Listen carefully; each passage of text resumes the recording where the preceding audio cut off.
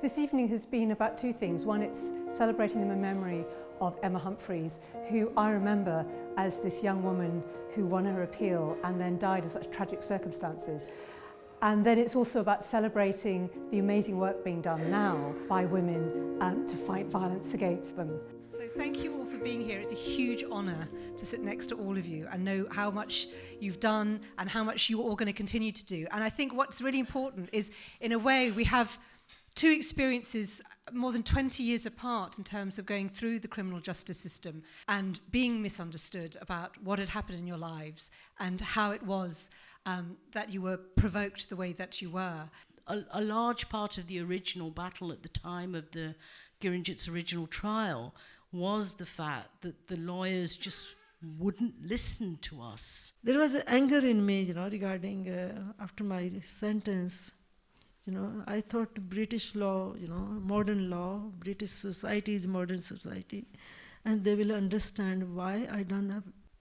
They never understood. Along came a case that kind of laid bare the sexism of the law, the ways in which the law still excluded women. It was just so unjust. Criminal defence lawyers, if they have any experience of domestic violence, is of defending men who are perpetrators. They don't explore the issues behind what might lead to these very, very extreme cases where somebody who has been a victim of violence for many years often is driven to kill. In actual fact, coercive control in the appeal judgment played a lesser role than how it was portrayed in the campaign and the media. But actually, that in a way, that doesn't matter, because what you remember about Sally Challen is the case about coercive control. And what was really amazing about all the campaigning and also David, Sally's son, speaking out in the way he did all the time, was that so many women came forward to say, that's me. I don't think that the justice system as a whole fully understands or actually wants to understand coercive control, because they know it's going to open floodgates for them. I met a lot of women in prison that shouldn't be there. Many people came up to me and said, you're opening the doors for me now. That's what I want to hope is going to happen, that more people will be able to be released. I remember my first night when the police took me to Holloway prison.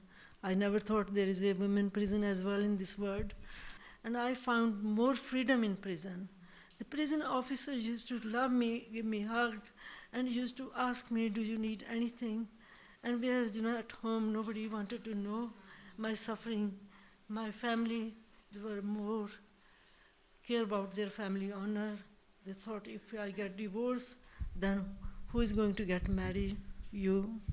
For the second time, they have to give dowry. They will, ashamed by, the family, friends, and neighbor and society.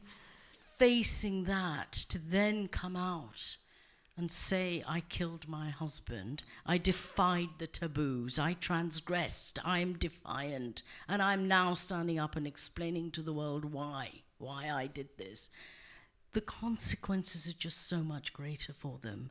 And I worry about particularly minority women or women in those kind of strict, conservative, close-knit communities which are becoming more insular and less liberal. I don't want women to have to go through what I went through, and I don't want anyone else to die. I want to try and make people aware of coercive control, to look at their families, to look at their friends, and to try and intervene when they can.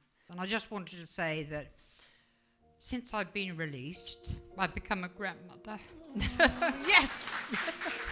And without the support of all my family who stood by me, and especially David. David is here. Yes. He's here.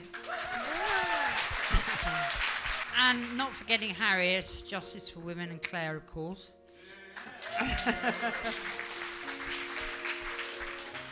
I just want to say a big thank you to them.